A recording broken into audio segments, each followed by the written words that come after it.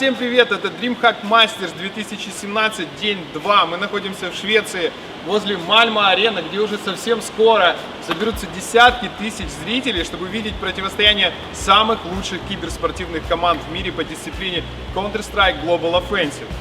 Чем мы займемся сегодня? Мы отправимся в отель к нашим ребятам, узнаем, как они отдохнули, какие у них ожидания по поводу их группы, вообще как проходит их день и чем они будут заниматься.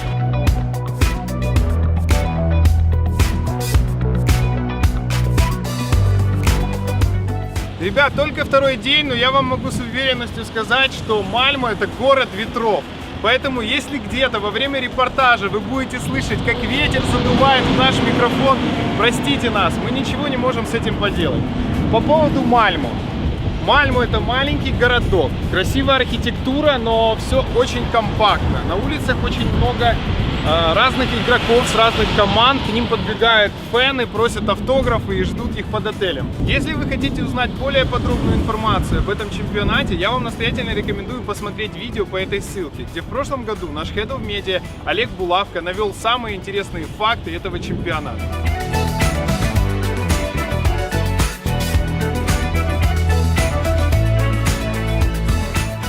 Миш, второй день, расскажи, пожалуйста, какие у вас сегодня планы вообще? Второй день. Обычно в этот день идет адаптация.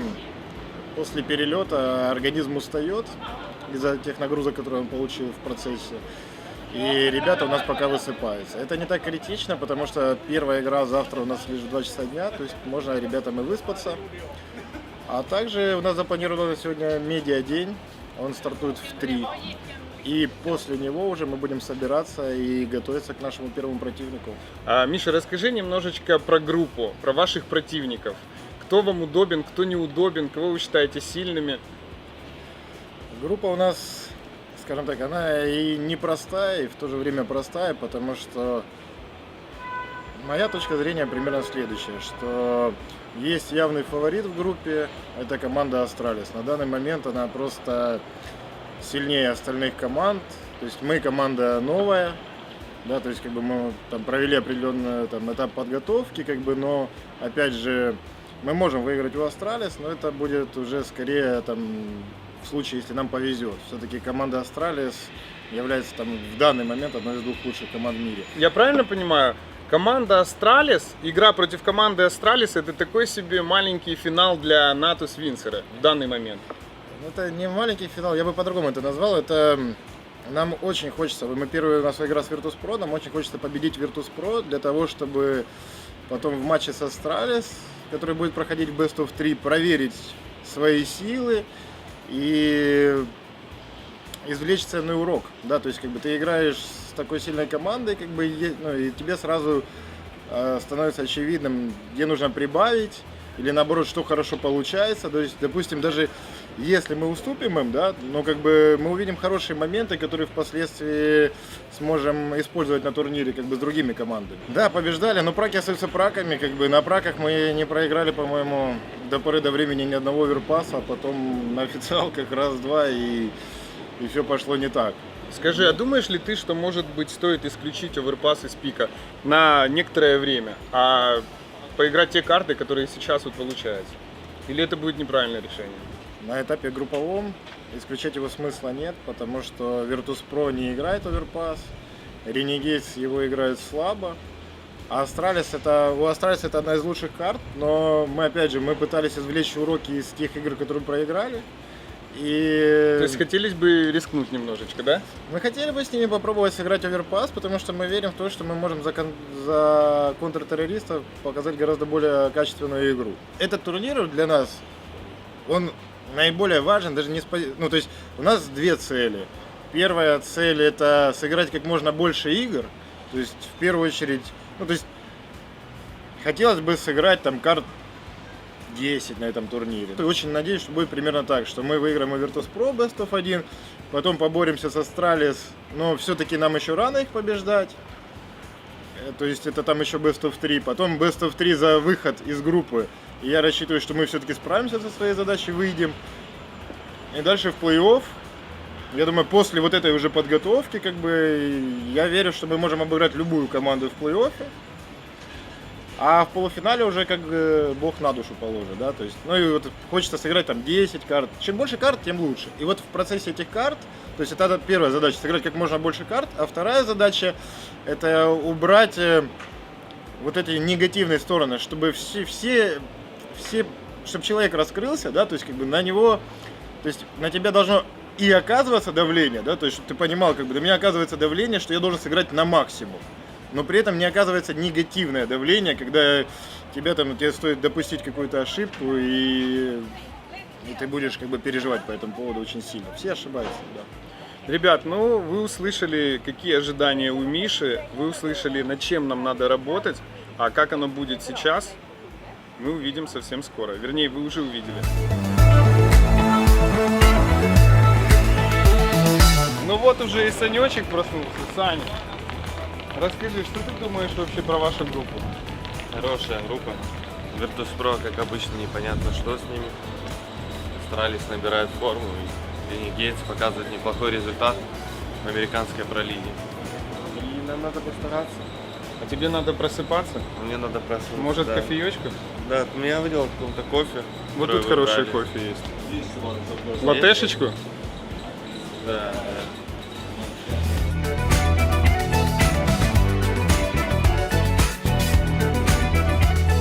С Виртусами ничего не понятно. Что ты имеешь в виду? Ну, они показывают нестабильный результат. То есть они собираются на крупные турниры.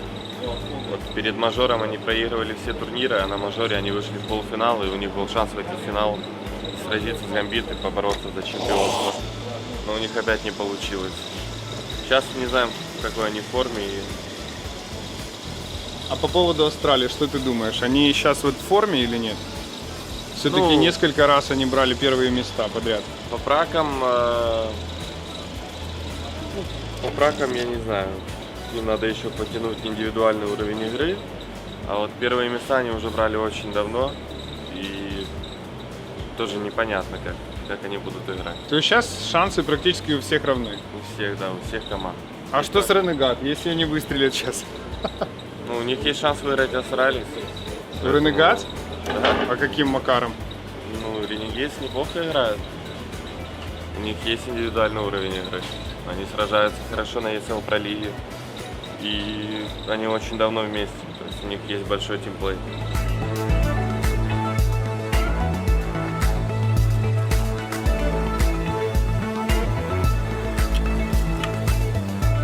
Ну что, кому какой нравится? Ну я бы, наверное, взял вот этот. Ну вот этот магнит, вот так поплывем.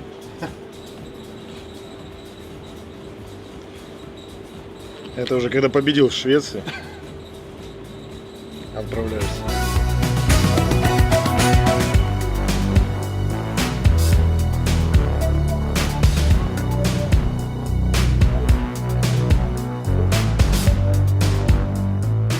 Ребят, сейчас поднимаемся в номер к Симплу, узнаем, как он живет вообще и как ему отель.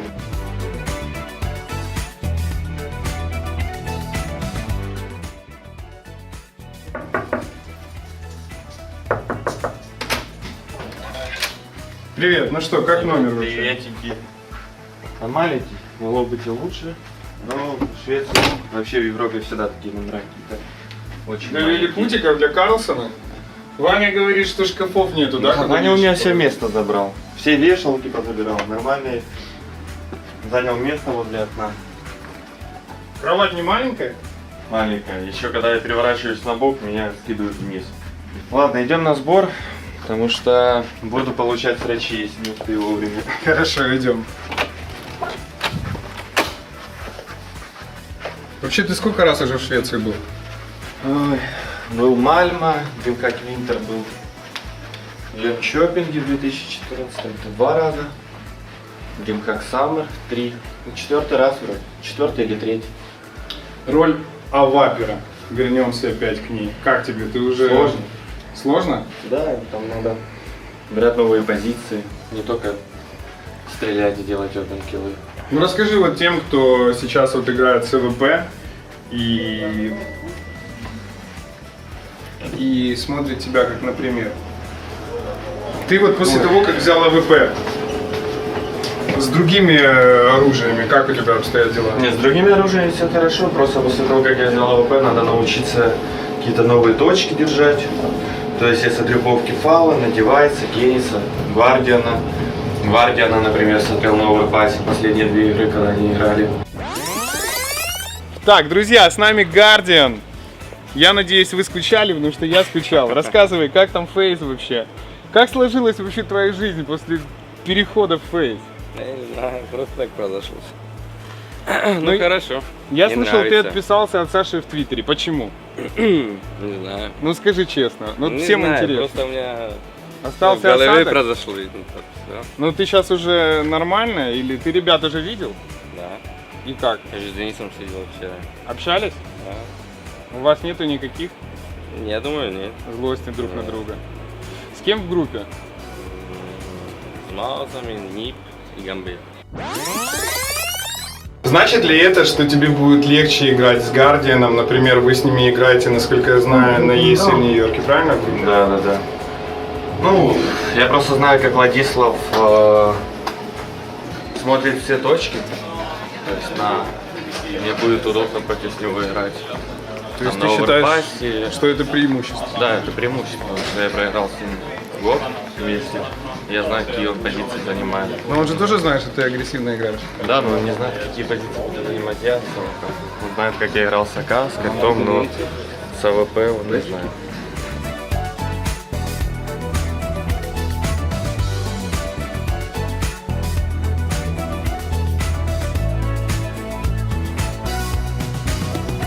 Друзья, Егор Флейми вышел на связь уже, отоспался. Миша рассказывал, что Егор с Сашей спят больше всех. Егор, расскажи, пожалуйста, как тебе вообще отель? Ты уже отдохнул? Да, я отдохнул. Отель неплохой. Мы в прошлом году тоже здесь были. Он находится примерно в 2 минутах от арены. И это удобно, что просто вышел и дошел пешком. То есть это самый жирный плюс, что отель находится возле арены. Скажи, что ты думаешь вообще о группе, в которую вы попали? В принципе, группа хорошая, сильная. Нам сейчас только это и нужно, чтобы набрать форму, подготовиться, как можно узнать лучше свой текущий уровень игры. И такие команды, как Virtus.pro и Astralis, это очень большой плюс, чтобы потренироваться, технику посмотреть, сможем ли мы их одолеть. Вань, скажи, что вообще думаешь про группу Virtus.pro, Renegades и Astralis? У нас первая игра против ВП будет очень важный матч, потому что если мы его выиграем, мы будем играть против Астралис уже просто в 3 за выход из группы, за первое место. Астралис, как известно всем, фаворит этой группы, я считаю. Вот. И в любом случае, неважно как мы сыграем, для нас это будет опыт большой. Что ты думаешь по поводу Renegades? Честно говоря, не знаю много о них. Не знаю. То есть они могут удивить вообще, да? Сейчас такое, конечно, удивляют всех, всегда.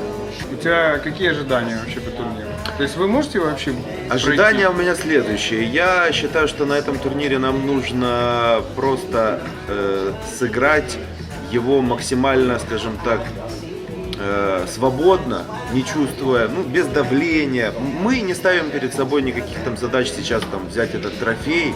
Мы знаем, что команда у нас новая как бы игра целиком, просто полностью новая игра. И мы хотим просто достойно сыграть. В первую очередь сделать выводы с нашей игры, как-то улучшить себя, понять, в чем мы хороши, в чем мы слабы. Вот. И это основная задача, основная цель. А что сейчас будет? Сейчас будет фотосессия, потом будет видеосъемка, потом будет интервью, и после этого мы начнем готовиться к сопернику. А завтра игры.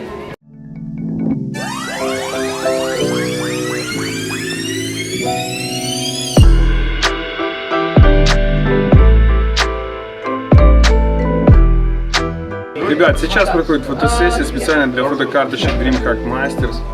Как видите, начали с Зеуса, как его называют шведы.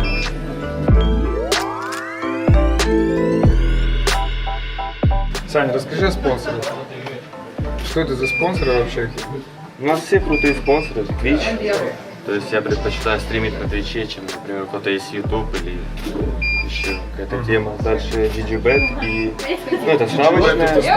Ставки. G2 это прикольный сайт со скинами, то есть можно купить скины. А Twitch, ой, Happy Race по девайсу, классно надо девайс. То есть больше всего мне в последнее время понравились наши новые ковры с каждым никнеймом. На моем там есть даже граффити. Да, не распишется на флаге.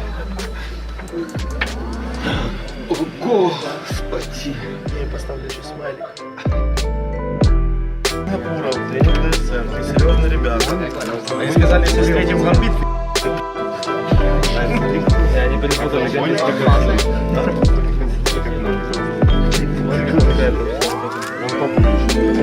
Как видите за моей спиной, сейчас практикуется перспективная команда. Я не совсем помню ее название, но обратите внимание, как подготовлен игрок, как расположен его монитор. То есть я немножечко выучил китайский, сейчас я вам скажу, что он говорит.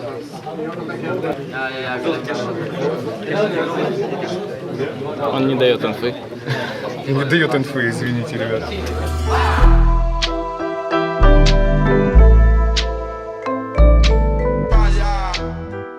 Ребят, зона Нави, компьютеры еще не установлены. Видимо, организаторы решили, что мы готовы не на 15%, а на все 100%.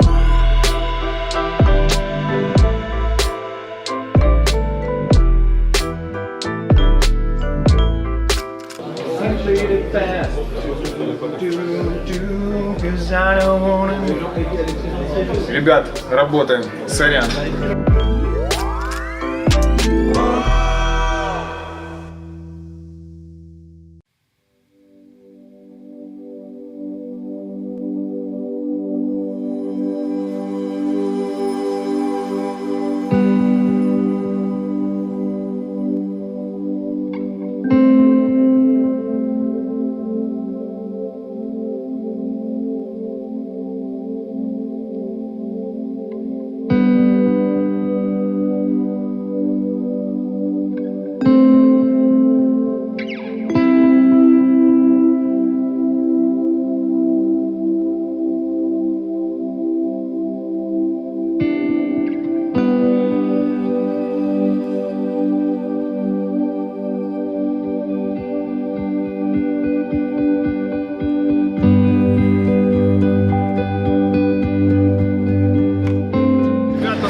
Где мы находимся, в самой арене, где сейчас идет подготовка главной сцены, уже финалом, которые будут проходить 3 и 4 сентября. Посмотрите, как здесь красиво. 1000 зрителей скоро здесь будут находиться. 1000. У нас уже есть 2 проектора.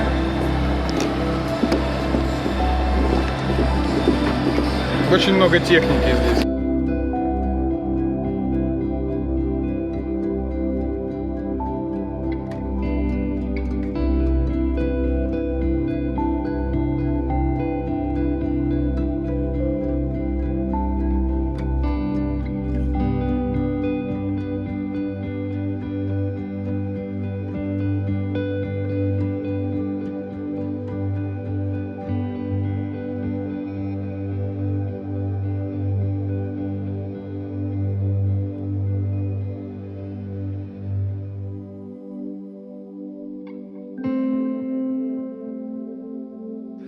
Ребят, ну что, мы наснимали столько материала.